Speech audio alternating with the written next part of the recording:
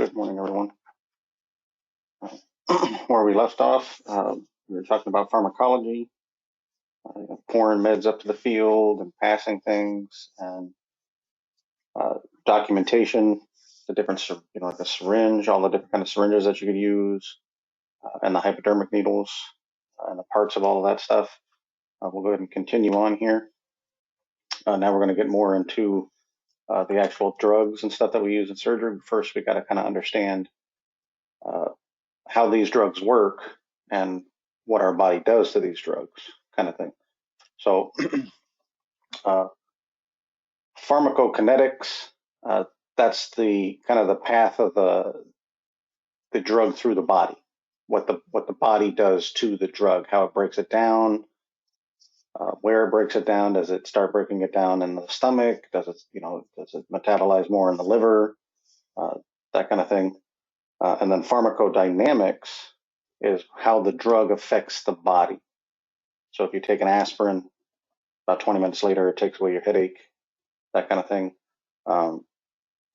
Local anesthesia takes maybe a minute or so to start working, to where you're numb and you don't really feel anything in that area, that kind of thing. So remember that kinetics, pharmacokinetics, the whole word kinetic means movement, right? Energy of movement. So that is the movement of the drug through the body. Pharmacodynamics, dynamics itself means change. That's how it changes the body. That's what the drug does to the body. So keep those in mind. Pharmacokinetics, this is the body where we absorb, we move it to the chemical and stuff in the drug to the places that it needs to work and things like that. We can even biotransform it, which means that our own body, kind of in breaking it down, can change some of the chemical composition to it and things like that. And then eventually we're going to get that drug out of our system, whether that be in urine, feces, sputum, where you like spitting it up, things like that. I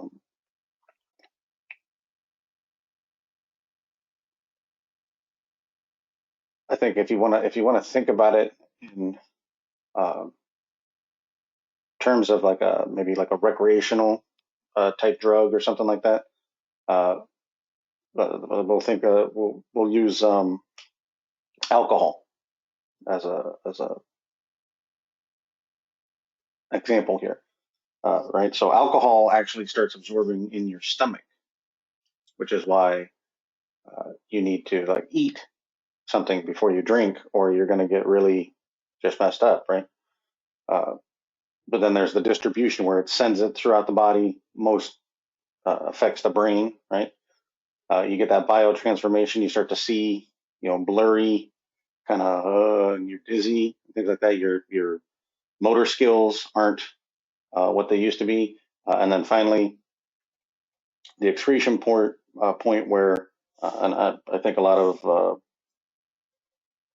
you know this about releasing the gates, right?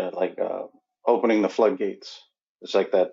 You can go to the bar or out to the club or whatever, and you can drink for like a few hours. But something happens after you go and take that first bathroom break, right? Like 5 minutes later, you got to go again, and then again and again, because now your body is processing all of that. Right? Some of the things we have to think about with like this absorption and distribution and things like that are the like onset, duration, and peak of any drug that we take. Onset refers to how long it takes for that drug to start working. Right? Like in the case of aspirin, it's about 20 minutes. Most drugs that you take orally take about 20 minutes to start their effects on you, the onset. Right? Then the peak is when that drug is at its maximum effectiveness for you, usually about an hour to an hour and a half after you've taken it. Is when it reaches its its peak.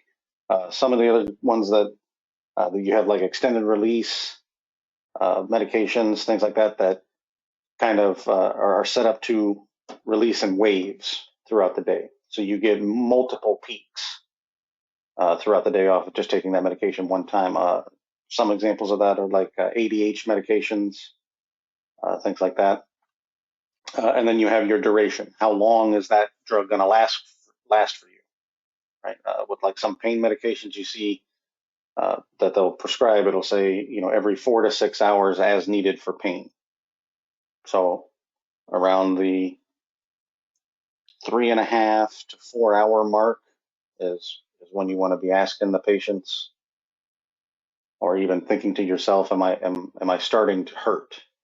Are things starting to hurt, so that you can take that next medication, and about 20 minutes later, it'll start its onset. So that way you don't wait until the 6 hour mark when you're in excruciating pain and then take the medication. And now you still have to withstand being in that excruciating pain for at least another 20 minutes before it'll actually start to work and things like that. There are fat soluble drugs and water soluble drugs. The fat soluble they usually tend to accumulate in the fatty tissue, which will prolong their effect because you have to break down that fatty tissue just to get to the drug, right?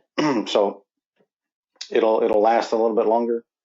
And the water soluble ones, they like to stay in the bloodstream a little bit longer. So a little bit of difference there. So with this kinetics, what really happens is as the drug comes in to a cell, right, that it needs to work on, or that it's going to take its effect on, the cell has a receptor site for the chemical of the drug. That chemical comes in, lodges in the receptor site, allows for the change in the cell or the opening of the cell wall to allow things inside. Something like that. It's going to alter the cell as soon as that chemical binds with the receptor. You have what are called antagonists and agonists. An antagonist is, so when you're thinking about the receptors and the chemical, think about the receptor as like the lock of your front door, and the chemical is the key, right? You put the key in the lock, and now you can do the change. You can get access to inside the house, or you can cause a change. Those are agonists. Agonists are actually going out and making, affecting the change. An antagonist, it's got the same shape of that other key, only it doesn't open the door. You can put it in the lock, but it won't open the door, and it won't affect any kind of change. So an antagonist is specifically designed to block an agonist. An example of this is why you would want to actually block is, say someone's having like a drug overdose. You give them a medication called Narcan. Narcan goes in and binds to those receptor sites with a greater affinity, what it means is that those receptor sites, when faced with the choice between the antagonist, Narcan, and the agonist, say like cocaine or heroin or something, right? The receptor likes the way the antagonist looks better. So that's the one they're going to choose and let come in. And now it blocks that receptor site from the narcotic getting into place and causing more of the same thing that was putting them in the overdose. A therapeutic window. This is kind of your range of dosing of whatever particular drug you're going to be giving that can treat the disease, but not be like an overdose or an underdose. See what I'm saying? So it's like, a gram of Ansef for, a patient who has an infection or something like that. Too much, and now you're going to start to kill healthy tissue. Too little, and you're not taking away the infection. The reason that becomes kind of important for us is we need to understand, what the safe amounts and things are. Um, to understand that, something isn't in the typical realm. You know what I mean? Like you've seen, and some of this is experience based from what you've seen and the cases that you've experienced and seeing the administration of these medications and things like that. But what you'll find is typically you use about 10 to 20 cc's of local. But all of a sudden, you're using like 50, 60, 70 cc's. And you're thinking to yourself, this seems a little weird, seems a little strange. Um, why are we using so much? And that may just raise a question. And that's kind of where our expertise kind of goes away is it's just enough for us to ask a question. And then the doctor and the anesthesiologist, then their expertise comes into play. And then because they know a lot more of the interactions of these drugs, how they affect the body and what would be, safe for this particular patient, things like that. Synergy. This is the bringing together of two things for a better outcome, right? The reason we bring this up is because what you're most often going to see mixed with your medications is epinephrine.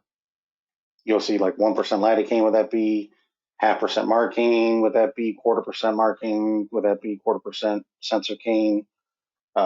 Those kind of things. What the epinephrine does is epinephrine naturally on its own. Epinephrine is also adrenaline, right? Made naturally in your own body. But epinephrine is that fight or flight drug, right? As soon as your epinephrine or adrenaline levels start pumping and raising in your body, your heart rate's going to increase, your blood pressure is going to increase, and your peripheral vascular system, all your blood vessels, all the ones that are peripheral out in the fingers, toes, legs, and things like that, and especially the smallest ones, are going to constrict. Now, what that does when you combine epinephrine and a local anesthesia is that it helps keep that local anesthesia in that area that you've injected it to for longer. Because when those blood vessels constrict, they become smaller. It becomes now more difficult to absorb and bring that medication into the bloodstream. You don't want to bring local medication into the bloodstream because then it'll break it down faster and take it away from the site that you've actually injected into. So it helps prolong the effect of local anesthesia.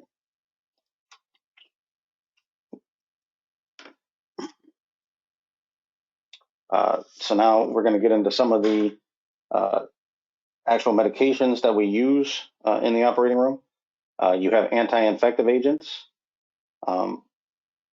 These are like antibiotics or steroids, things that are used to treat a specific pathogenic organism. It can be an irrigant, right? You can put bacitracin, which is an antibiotic, into your irrigation and use that to clean out the wound, right? You're going to kill off some organisms and wash them out and things like that. We can give it as prophylactic. Most of the time, you're going to hear the patients receiving a gram of Ansef. Ansef is an antibiotic medication. They usually give it to the patient before we actually make the incision, so that antibiotic's already on board. We know we're going to be opening this patient up in some fashion, right? We're going to be introducing foreign objects inside. So, and we know that there's microbes in the air and things like that. So anything, and these microbes are very opportunistic. They're like, oh, look, an opening, go. And they just want to go find a nice little warm, dark, wet kind of place so that they can grow, right? That's all they're looking to do. So we give this prophylactically just to make sure that they don't uh, get into the wound, cause an infection, and things like that. The bacteriostatic agents, that's going to be like our prep, our surgical hand scrubs, things like that to try and reduce the amount of bacterial flora to an absolute minimum, right? And then post-op, they give the patients instructions on how to keep their wounds clean and things like that. There'll be dressings over the wound to try and keep that area from microbes being able to get in that area. But then they get watched. There's a follow up, with the doctor's office about a week later or so after surgery. They inspect the wound to make sure that it doesn't have any of those signs of infections, the redness, swelling, heat, right? But here are some examples, right? You got your penicillins. Uh, Penicillin, we have to be careful because there's people out there with penicillin allergies. Uh, Usually, penicillin allergies can kind of go with that anaphylactic. So if we hear somebody has penicillin allergy, which means anything related to penicillin, ampicillin, amoxicillin, anything with that kind of cillin at the end, now we need to be very careful, or we shouldn't even be giving those to the patient. We have to find another antibiotic that we can give. Uh, Cephalosporins, that's like Ancef, um, things like that. Um, sorry, but all of these are antibiotics, right? Uh, Macrolides, that's the erythromycin, uh, the vancomycin, uh, ketolides, and things like that. Vancomycin um, is actually the only antibiotic that's effective against MRSA. So, but you got clindamycin, vancomycin. Usually, if you hear like the sin or the in, the in at the end, that is your antibiotics.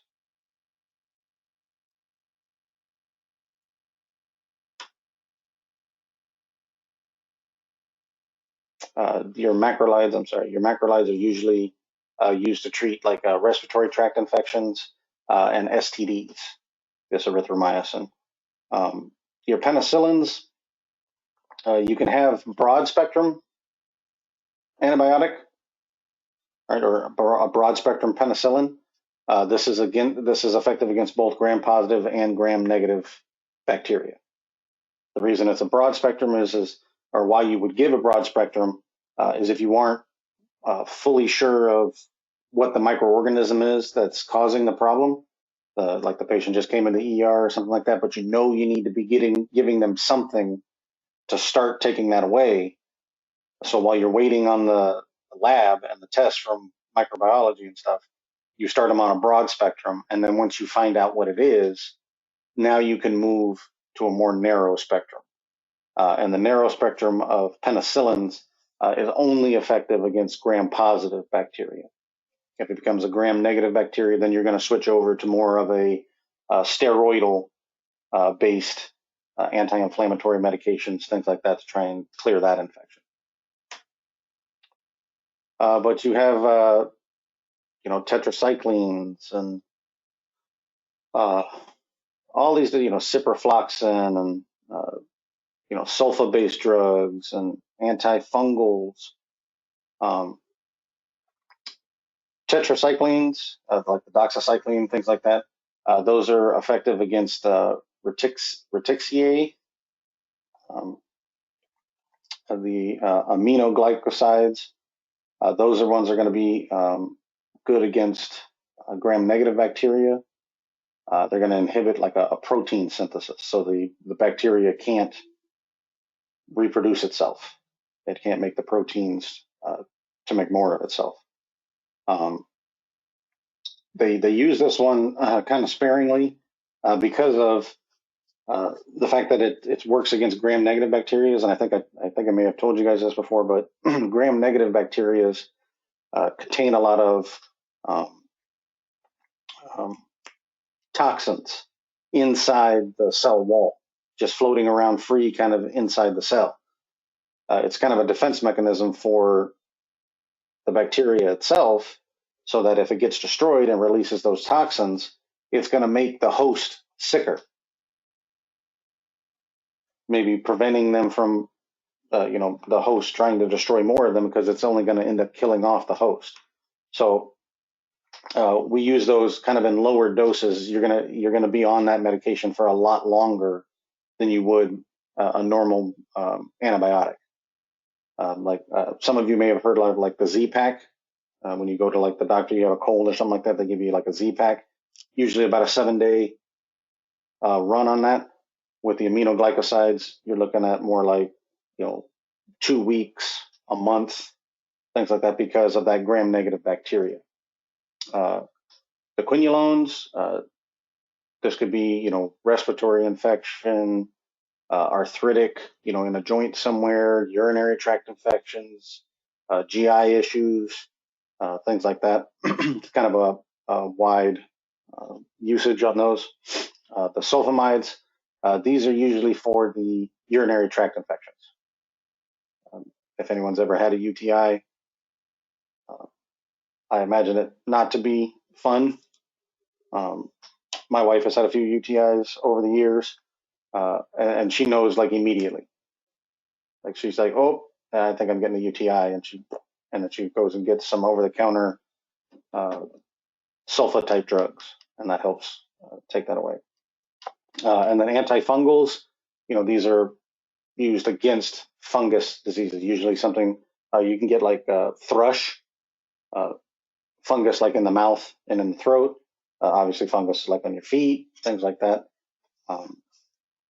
Can be topical as far as its route for the antifungals. Anti-neoplastics. So anti meaning against, right? Neoplastic just means new, like tissue, new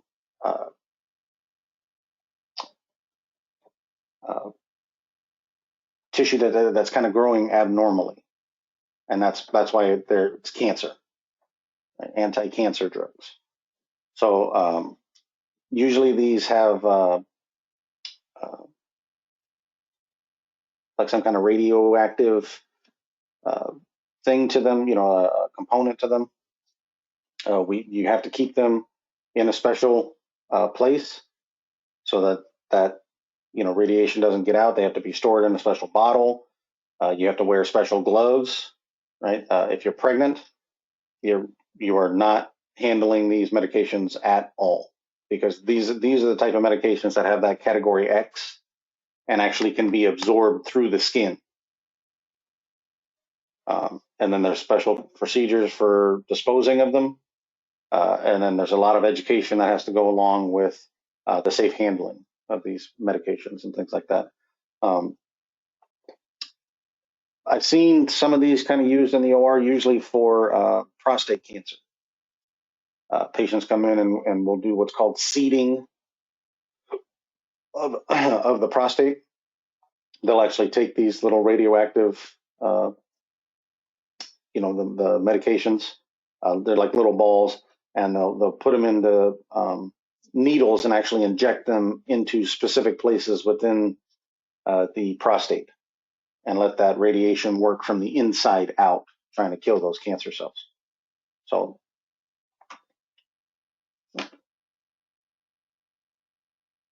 autonomic drugs, these are going to affect the autonomic nervous system, right? You have in the autonomic nervous system, you have your sympathetic response and your parasympathetic response, right? But they're all kind of work towards whatever receptor they're going after. One of the things to understand is how these these kind of nerves and the receptor sites work. So with a basic nerve cell, a neuron, right? You have the soma, which is the middle part that's got the nucleus in it. Then you have dendrites, which are a bunch of little short branches coming off, right? And then you have a really long kind of tail that's got a little myelin sheath all the way down it. That's known as the axon. Right? So the uh, electrical current comes down the axon, hits the soma, and goes out to the dendrites. And all those dendrites are connected to axons of more neurons down the road. Well, there's a little space in between those dendrite arms and the axon. That space is known as the synapse. Well, what happens is as that electrical current travels down the nerve, it sets off like a voltage controlled gate at the end of that dendrite. And when it opens, now it releases its neurotransmitters. Those cross the synapse, bind into receptors on the axon site, which then allows for the transmission of that signal to keep going, right? But you can give certain medications that will increase that threshold of the voltage or will completely block the opening of those gates to allow even the neurotransmitter to go across. So if that happens, now your signal stops right there. It can't go across because the nerves that are around that one, or the neurons that are around that one that has the signal, they don't have the ability to accept that signal. All of their Wi-Fi has been turned off. So you have adrenergic agonists, right? This is going to increase the effect of your sympathetic neurotransmitter. Sympathetic being fight or flight, right? That's you ramping up.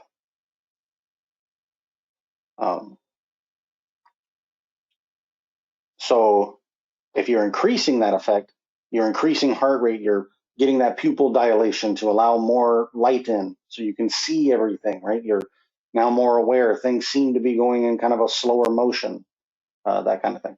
But then you have the opposite, the antagonist of the adrenergic, right? Now it's going to block that, and it's going to, now you're not all hyped up, you're calmed back down, right?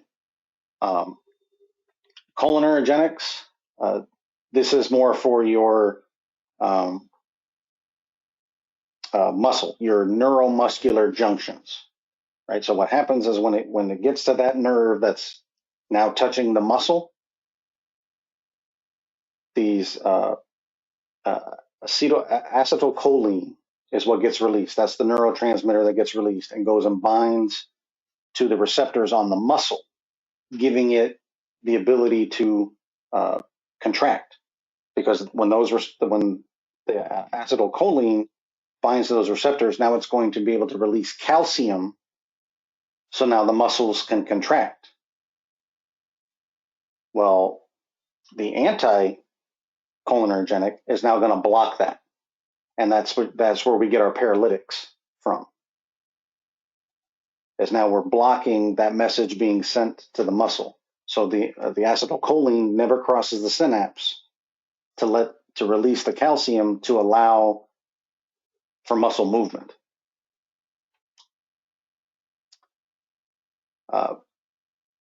Also the anticholinergics, and not only are you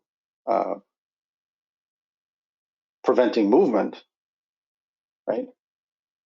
Because you're relaxing all of those smooth muscles, things like that. And it has an opposite kind of effect on cardiac muscle.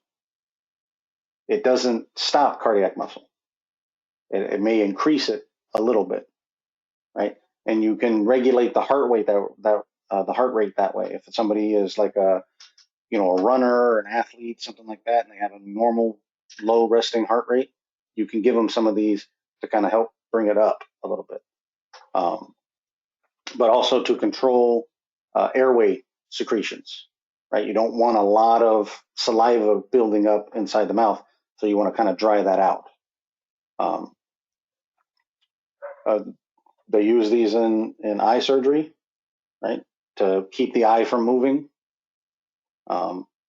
Usually they're in the form of drops, is what you're going to get. Atropine, sulfate, things like that. That atropine is actually going to dilate the pupil so that you can see and get to the lens when you're doing cataract surgeries, things like that. Adrenergic, right? You can also help open up the airway because that's part of your sympathetic nervous system. When you're getting that fight or flight response and you're ready to go, your pupils will dilate. Your bronch,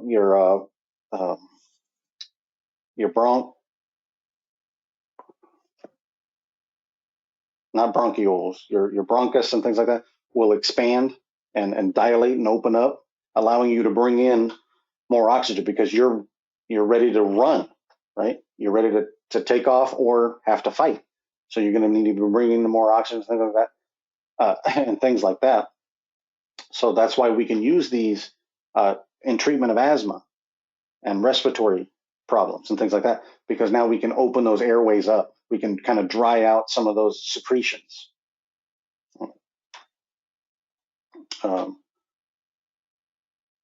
Blood and blood derivatives, we can give these to patients too, right? If somebody's come in with trauma or they have like a ruptured aneurysm or something like that and they've lost a lot of blood, we're going to be giving them blood back, right?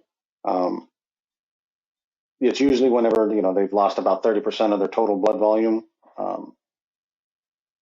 and some of that's measured off of anesthesia may ask us how much irrigation have we used, and the reasoning behind that is because they're checking that against how much fluid is in the suction canister.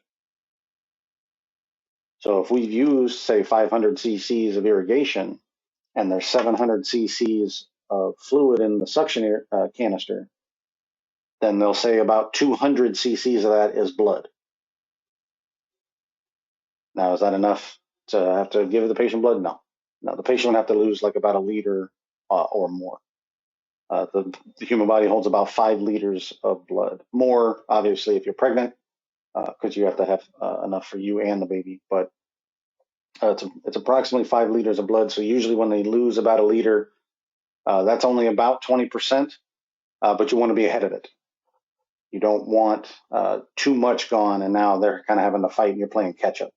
So about the time they've lost about a liter, anesthesia is asking the nurse to call down and have some blood sent up and things like that, because we could still be working on the patient, so they're going to be losing more blood while we work. So the anesthesiologist is trying to be ahead, because by the time you call down, they get the blood all together, get it sent to the OR, and then now before you can administer it to the patient, you have to do a process called cross-checking, and it has to be 2 licensed individuals. So usually it's the anesthesiologist and a nurse. And the anesthesiologist will have the paper, and the nurse will have the actual packet of blood that's got the same information on it.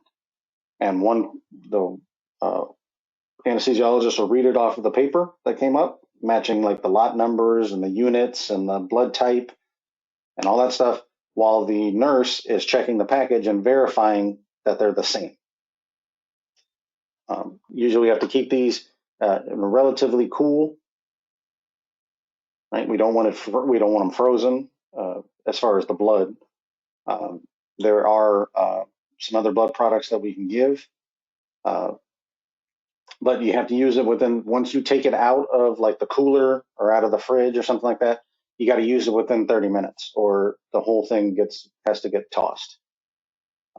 Some other blood products that we give, we can give fluid, IV fluid, in order to give back some volume so that blood pressure stays up. Yes, it's not blood, but at least there's fluid in the system so that the blood pressure can stay up and the heart can still beat while we get blood from the lab or something like that. We can give whole blood, which is basically just the blood that you've taken out from somebody else, right? Put into a bag, put into a fridge, hung later for somebody else. You can give just plasma. Plasma is also another volume replacer. That's where somebody donated blood, and then they spin it down to get like all the red and white blood cells and all that other stuff out, and all you're left with is kind of the yellow plasma. We can give what's called FFP. That's fresh frozen platelets. That's if the patient has an issue with clotting and things like that. Or we check their labs and we notice that their clot times are very long, right? You want kind of a short clot time where platelets start to show up and blood starts to slow down. If you've got a really long clotting time, then you may not be a good candidate for surgery until we can get some platelets in you. Or if it becomes to a point where they've lost a lot of blood, you've also lost a lot of platelets. So in order just to be safe, they'll give you some platelets in order to help with your clotting when the procedure is over. What else we have? We have and then you have like packed red blood cells, right? Where you're just giving red blood cells. Patients lost a lot of blood. They came in already with maybe some lung issues, maybe like some emphysema, something like that, or they had like lung cancer in the past and had surgery and had part of a lung removed, things like that. So their oxygenation level is all kind of low. So you give them a lot of packed red blood cells. What you're doing is giving them hemoglobin. Now they have a lot of hemoglobin in the bloodstream that can carry a lot more oxygen. So it's healthier for those tissues that are trying to heal, things like that after surgery. Red blood cells, leukoreduced red blood cells, platelets, granulocytes, the FFP, factor concentrates, usually with patients who have hemophilia. What you're trying to give them is like factor 12. Factor 12 is very important in creating clots.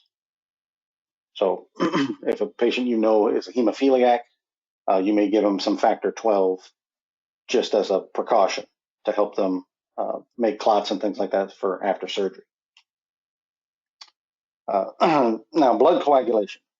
Now, these are some drugs that we use in the operating room to stop blood from coagulating or forming a clot, right? Some of the drugs that we use are like heparin, warfarin, and some thrombolytic agents, right? The thrombolytic agents, they're meant to go in and break up clots that have already formed.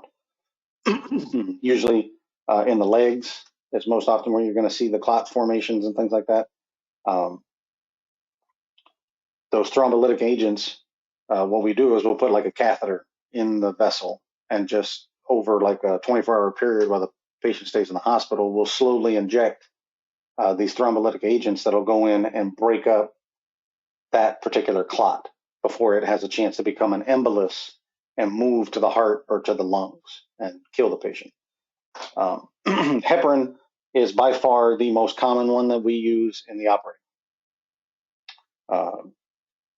You'll use heparin on every vascular case that you do, unless the patient is allergic to heparin. I've only seen it one time, and I cannot remember what we used instead of the heparin. But heparin will be given both as an irrigant. You'll have what's called heparinized saline on your table. They'll actually squirt just straight heparin into your injectable saline irrigant so that you can wash out inside the vessels. It must be injectable saline. It cannot be the pour saline that we pour into your bucket. It has to come from an IV bag. There's different preservatives and things that get put into the bottle, the irrigation kind, and those are not good for inside of a blood vessel. So it has to be the injectable saline. But this is where your kind of math comes in, because now you're going to be mixing heparin and saline, and you got to do it in the right configuration and stuff, in the right dosing. Because if it's too strong of a heparin, then now that patient can't form clots until the heparin wears off. Another way that we do give heparin is we will give it systemically. Anesthesia will do that. You'll hear the vascular surgeon ask anesthesia, like, how much does the patient weigh? Because all of this is going to be based on patient weights and things. So then they'll do like a little calculation in their head, and they'll tell them to give them like 3,000 units or 5,000 units of heparin or something like that. And they give that systemically to prevent clotting for when they actually open up the blood vessels and clean out plaque, or clean out a stricture, something like that, to allow blood flow to go back through those vessels. And we keep the clotting from happening so that while we're working on it, it's not clotting on us, and we have all this like congealed blood and stuff in there, because that's what the body's reaction is to any kind of injury, right? Is it has this inflammatory reaction. It starts to send platelets and things to that site to help fix and correct whatever's causing the bleeding, things like that. But those are all anticoagulants, heparin, warfarin, those thrombolytic agents. But we also have things to make clot, right? A coagulant, right, or to help make clots. And most often what we use in surgery is thrombin. Thrombin is never, ever, ever, ever injected systemically, or injected at all. You never, ever, ever inject thrombin, which makes it that much more important for us to label the medications we have on the field. We don't want to be like maybe passing off a specimen or something like that. The doctor decides he wants to inject a little bit more local or whatever. He reaches over and he just grabs an arbitrary syringe and starts injecting. And it turns out that was thrombin. And now you've just killed the patient because you've caused a body-wide coagulation. So you're going to have all kinds of clots and everything inside of blood vessels, not conducive to living. Typically what we'll do with the thrombin is we're going to put it on like a little gel foam, little foam sponge. We'll soak that sponge, and then we'll take that sponge and just set it down on top of. That's that topical. Cardiac drugs, you got inotropic, right? These are trying to increase or decrease the contractions of the heart, how hard it's working, right? Chronotropic, chrono being time, affects your heart's rate, how many times it beats in a minute, right? Anti-anginal drugs, this is to treat angina, chest pain. Right? You're having some chest pain, you take this, it kind of relaxes that pain away, right? Diuretics can be used as a cardiac drug. Diuretics they increase urine output. They're getting water and fluid out of your body. Anti-lipemic, these are to lower your cholesterol. Lipo or lip means like fat. And if you think about cholesterol and fatty, try to put those two together. So that anti-lipemic is those cholesterol lowering drugs. Then you have antihypertensives, right? You're trying to lower those blood pressures, right? If the patient's blood pressure is too high, then as soon as we cut them with the scalpel, they're going to bleed a lot. So we usually try to keep blood pressures not like dangerously low, but we try to keep them relatively low so that we're not having to deal with a lot of blood in the field too. Your emergency cardiac drugs are going to be found on the crash cart. Every operating room has, or not specific operating room, but every operating room department, depending on the size of the department, you have at least two nearby. Like Oviedo has 4 operating rooms. They have 2 crash carts in the operating room department. Then you have another one over in recovery / pre-op, or 1 to 2 over there, depending on how large that area is too. But it's always within reach. You're always able to go and get it and bring it in very quickly. You got some CNS. Remember before that was that autonomic nervous system. Now we've got things more for your central nervous system, right? These are your like anesthetics, your inhalation ones, your desflurane,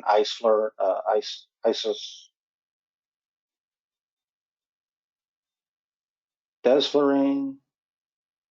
There's a few isoflurane, sevoflurane.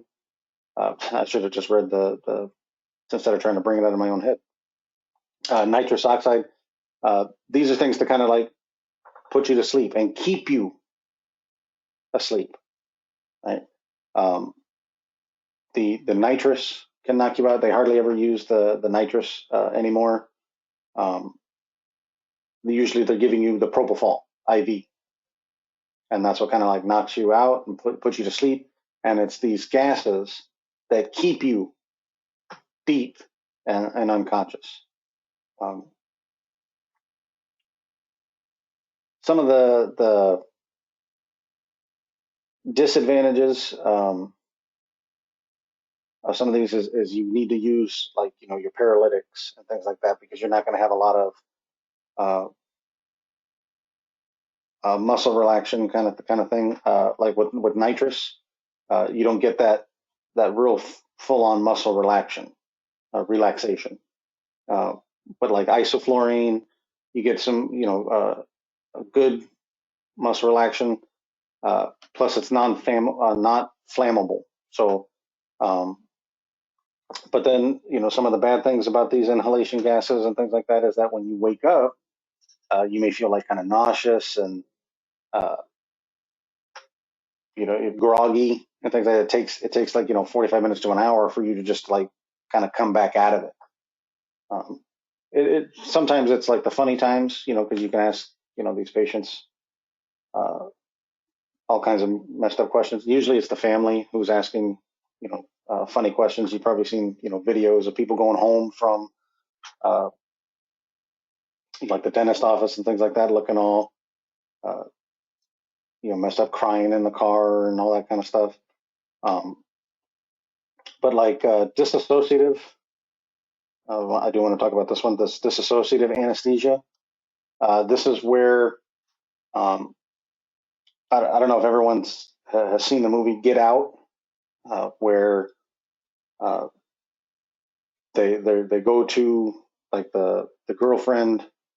She's going out and getting like these boyfriends, bringing them back home, and her mom's like a hypnotist or something like that, and she puts these people under the hypnosis, and you see them like they're still there, but they're not the one who's running the ship, right? They bring in another consciousness to take over that body, and the old consciousness is still there. It's just not in control. That's the same as this kind of dissociative anesthesia. Kind of puts people into almost like a trance kind of thing. Usually you see ketamine. That's the drug they're going to use for this. Used on pediatric patients. This is to kind of help them from not screaming down the hall and things like that as you're taking them to the operating room, because you just took them from their parents and now they're scared and stuff like that. It is kind of strange to see, because their eyes are wide open. I mean, they're staring straight ahead, but they're not moving. They're not like freaking out or anything. They're just kind of stuck there.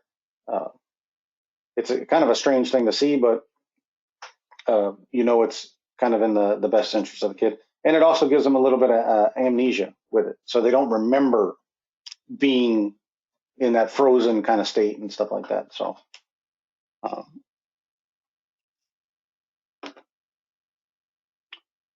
now we can do neuromuscular blocks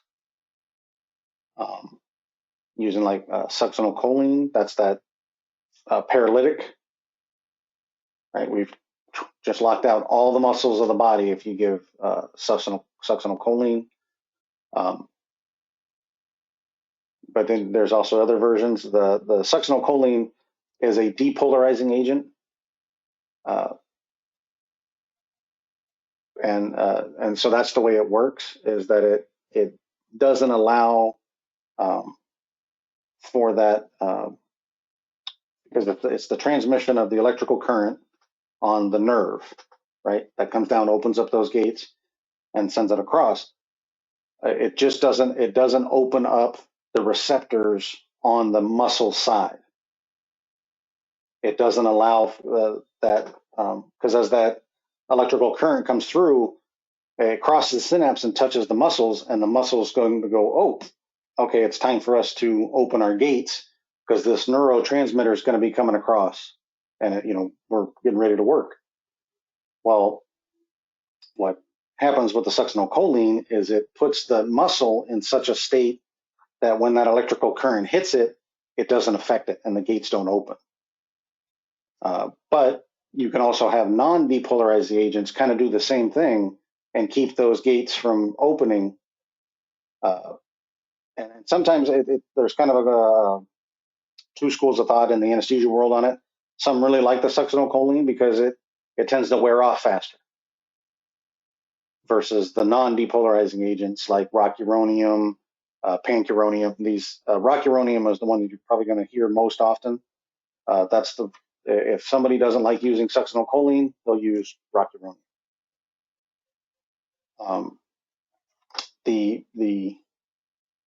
other bad thing about using succinylcholine is that the patient has a family history or a personal history of malignant hyperthermia.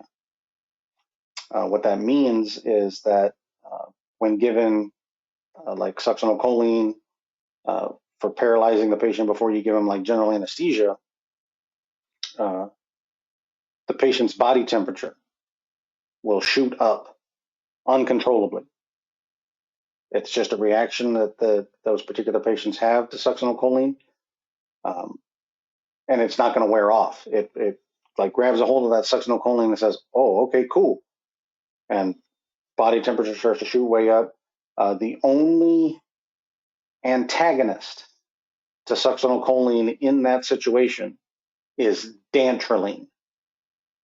Dantrolene will knock the succinylcholine out of that receptor and take its place. And that will bring that body temperature and everything back down. The brain and everything will start to normalize and say, oh, okay, we don't need to heat up.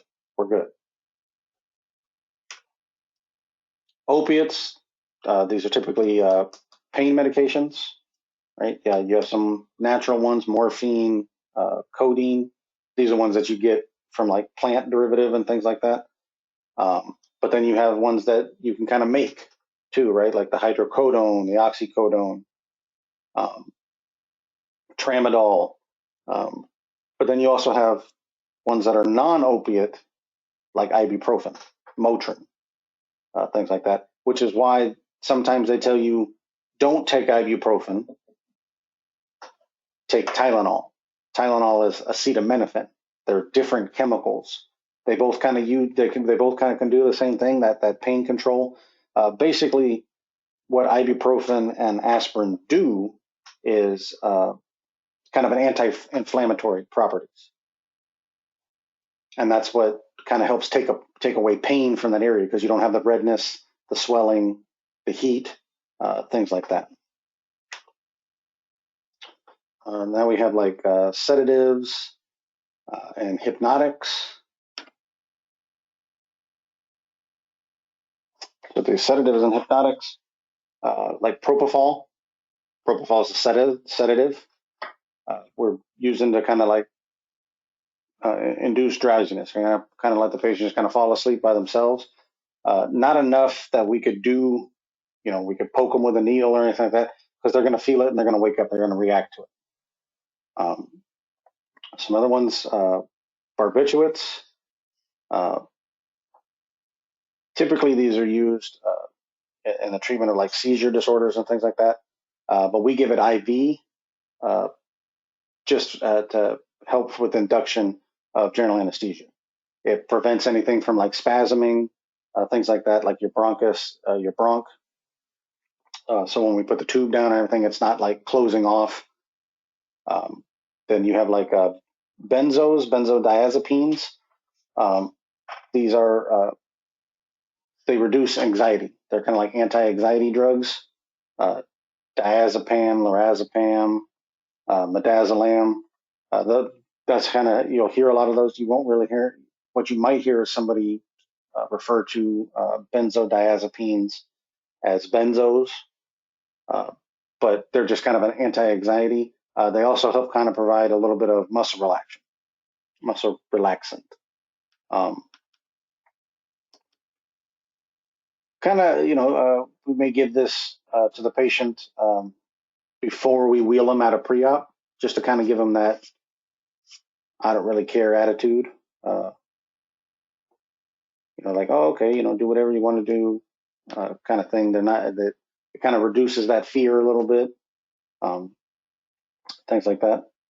Your local anesthetics, right? You're putting it directly into the operative site in small amounts, kind of all around where you're going to make your incision site.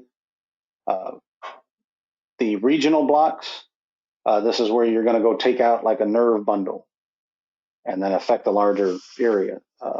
One of those uh, would be like a beer block. If you're doing the arm, a beer block requires a double cuffed tourniquet in order to do this, but you'll inject just a local around the brachial plexus so that it knocks out the feeling to that whole arm. Topical anesthetics, uh, directly to the skin or mucosa, you just kind of like pour it or spread it across that area. You're not injecting anything. Spinal or epidural, that's where you're going right into the space that has the spinal cord, right? And you're injecting. You're either doing it, if you're doing a spinal, you put your needle through even the dural space and everything, and you're injecting that liquid right around the spinal cord itself. If you're doing an epidural, you don't break through the dura. You're going to inject it right on the outside of the dura and let it absorb through the dura and then into and onto the spinal cord. Makes it last a little bit longer that way because it has to absorb through before it can take its effect. Contrast media. These are things that we inject into tissue or into like a space, like a joint space, or into your bowel, like a barium or something like that, so that they can take X-ray pictures and see what's going on inside those different structures. Right. Most of the time, you'll see the iodinated contrast media, omnipaque. What's another one? Hypaque. Those kind of things. If the patient has an allergy to shellfish or betadine, iodine, then we cannot use those contrast medias. Also, if they have an issue with their kidneys, we cannot use those as well because it takes so much effort and stuff for those kidneys to filter out this contrast media out of the bloodstream and stuff like that. It makes it puts a great strain on the kidney. So we may find another way to go about doing it. The bariums, that's usually checking your digestive tract. They'll have you do what's called a barium swallow. They can watch it, like go down the esophagus. They can watch, what's going on in the stomach with it. They can watch it track through your intestines and see if there's any like areas of concern, things like that, which would lead to uh, some kind of procedure, whether it be a colonoscopy with some biopsies, or if they see an actual obstruction or something like that, then they would be taking you in to do like an exploratory laparotomy, colon resection, something like that. So remember that the contrast media is different than a dye or a stain. So if you think about like, dyeing your hair, right? Or getting a stain on your shirt or something like that, that's something that's on the outside, right? The contrast media is within like a hollow space or into tissue, right? Usually in like a duct or something like that, or blood vessel. But this is just going to be put on the tissue, and this is going to tell us. Sometimes we can use it to differentiate tissues and specimens, so they can look under microscope with it. But some of the dyes and things that we use, the gentian violet, that's what's in our skin marker. Right? Methylene blue, indigo carmine. Typically, we'll use these in like GYN, urology, general surgery procedures. This gets injected into the patient, and then it gets processed through and excreted in the urine. What we're looking for is to make sure that we're getting that blue or purple in the Foley bag.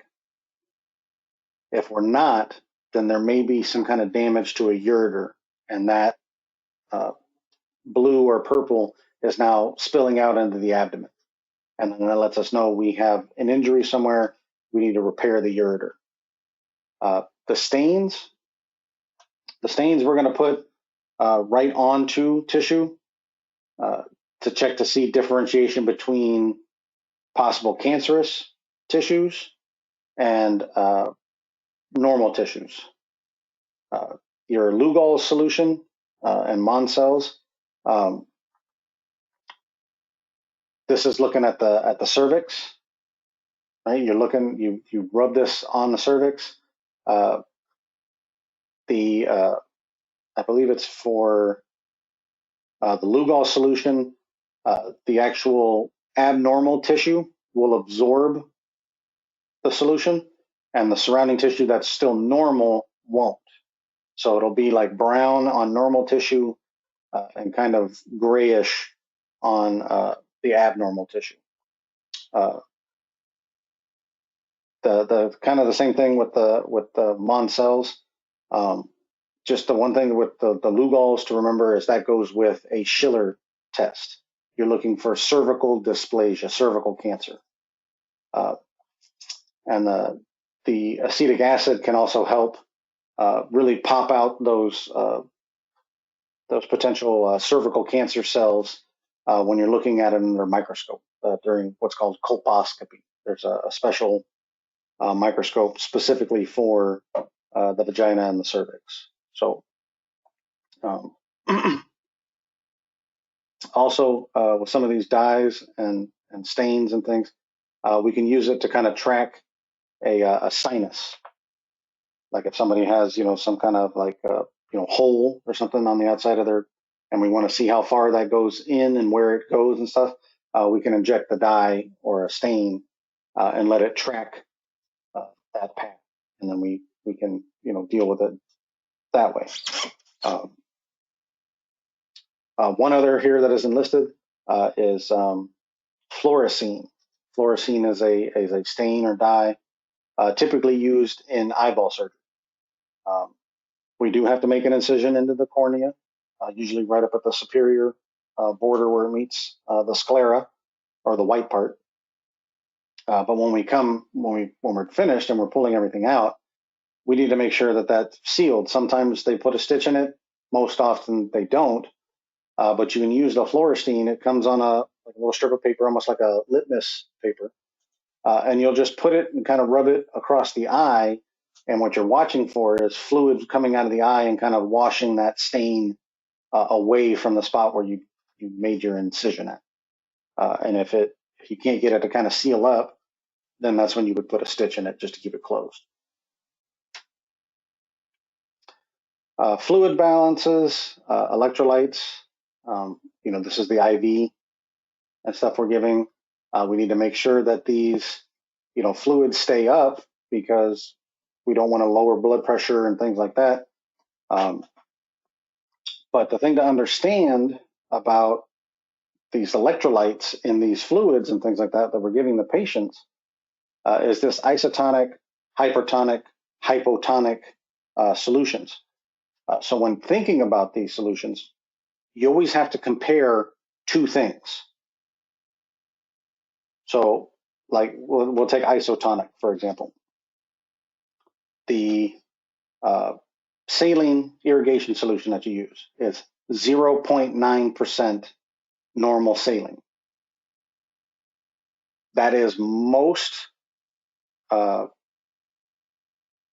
alike to our own body makeup as far as our fluids, right? So using that is called an isotonic solution because they're very similar. They're almost the same. Now, let's say I was using 0.45% normal saline in the body.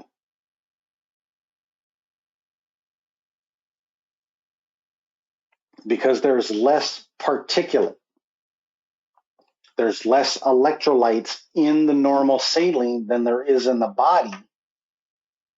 The saline is a hypotonic solution compared to the body. Now, if say that was a 1.8% normal saline, now it has more particulate than the body, it's considered hypertonic. The reason this is important is that your cells will try to normalize, which means if you have a hypotonic solution where it has less particulate in the irrigation that is surrounding the body tissue, particulate, well, usually what's going to happen is the water from the outside environment will get drawn into the body tissues, trying to normalize, trying to kind of make it an equal mixture, right? Making the water that's on the outside match the water that's on the inside. If it's hypertonic on the outside, then the water from inside the cells is going to flow out, trying to dilute all that particulate or electrolytes and things that are in the fluid that's on the outside, which means you're going to pull water from the system, lowering blood pressure. If you're pulling water into the system, now you have more volume, you're going to increase blood pressure. So that's why it's important to understand these things. Colloids, this is the stuff that's like in your blood, plasma, thicker. The crystalloids are the electrolytes that are in that fluid or solution.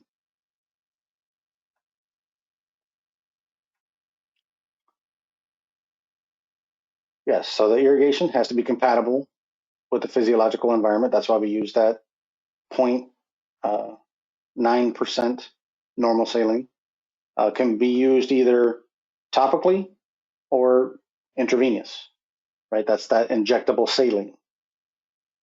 But it must say on it injectable because of like those different preservatives and things that are used in it. And that's why you don't use a topical irrigation solution like the saline out of your bottle around open blood vessels. Your diuretics, furosemide and mannitol are the two that you'll see most often. Mannitol is used in eye surgery and brain surgery. You're trying to reduce the pressure. So you're trying to get that fluid off because fluid inside of, like your eyeball, inside of the skull, more and more fluid builds up in there, you're going to cause pressures on the brain and in the eye that can cause damage to blood vessels and nerves and things like that. So you want to keep those pressures low. So you'll put these patients on these diuretics to get that fluid off the system. Some GI drugs or gastrointestinal drugs, not a government issue. You'll have some like histamine. Histamine is the main chemical our body puts out in response to like allergens and things like that. But histamine 2, this is trying to reduce gastric acid, gastric juice creation, so that when the patient's asleep, we're not building up a bunch of stomach acid that's going to come up the esophagus and then potentially get into the lungs. And also these proton pump inhibitors, this is all affecting the stomach. It's keeping it from releasing these hydrogen ions that help break down food and create gastric acid and things like that. So what we're trying to do is keep any stomach contents from coming back up the esophagus, especially in the gastric acids and things like that. Even if it doesn't come all the way back up the esophagus to get into the lung, you still got that gastric acid that's sitting on the esophagus tissues and starting to break that down and causing what's known as GERD, or gastroesophageal reflux disease. So you got the stomach acid coming back up into the esophagus and damaging the tissue over and over again, right where it meets.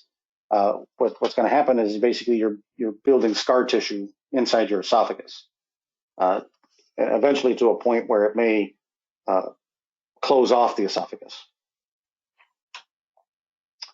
But we have some antacids,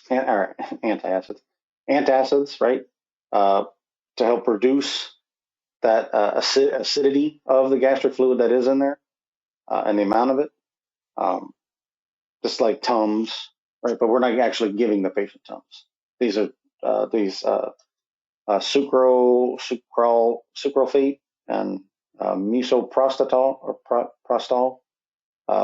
These are going to be given IV. And your antiemetic agents, these are things to try to prevent or reduce vomiting. Right? On your table, when you're doing your setup, your little kidney basin, that's known as an emesis basin. It's typically to give to patients to throw up in.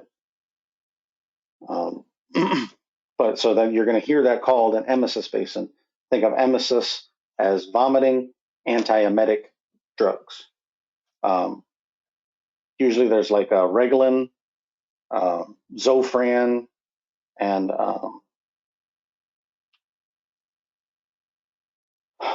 there's another one I can't think of. Those are the three most popular: Reglan, Zofran, and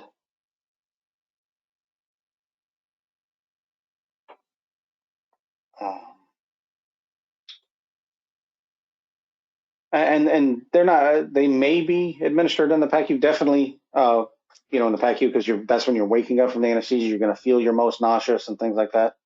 So they can give you some antiemetics, but sometimes anesthesia will give it to you before they even take you over to the PACU. Reglan, Zofran, and Phenegrin. Phenegrin are your three most. Those like you'll find people that Reglan is typically something that anesthesia is going to give. The ones that you'll see prescribed to people are like the Zofran and the Phenegrin. And there's like two different kinds of people in the world: those who prefer Zofran and those who prefer Phenegrin. Just depends. We can also, do like some hormones, right? The steroids, right? We're trying to have an anti-inflammatory property with these steroids. We have anti-diabetic drugs for type 1, type 2, right? The insulins, right? Prostaglandins, more of these kind of steroidal type drugs.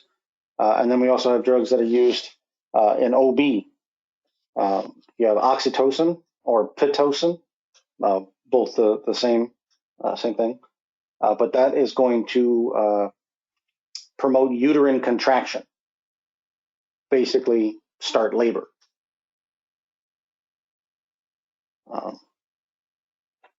So don't get oxytocin confused with Oxycontin. Oxycontin is a pain medication. Oxytocin is a uterine contraction. And then you can also give some gonadal steroids to help with like the bring the ovaries online with egg production or egg release, things like that. Like if you're doing like in vitro fertilization, things like that. If you're trying to give the best opportunity for a viable egg. Your emergency drugs are all going to be on your crash cart, but there are times when we're going to have to do math when we're mixing drugs and things like that. I'll give you guys some example problems from I think if you look in your pharmacy book, there's some example problems in there. That's the Pharmacology for the surgical technologist book. It's like a thin paperback kind of book, but there's some math questions in there on like how to mix things, what your certain abbreviations are, and things like that. But I'll show you guys all that stuff too. But that's kind of basic pharmacology. I'm going to get this video, guys, out to you here shortly. And I'm going to do chapter 13 and send that one as well.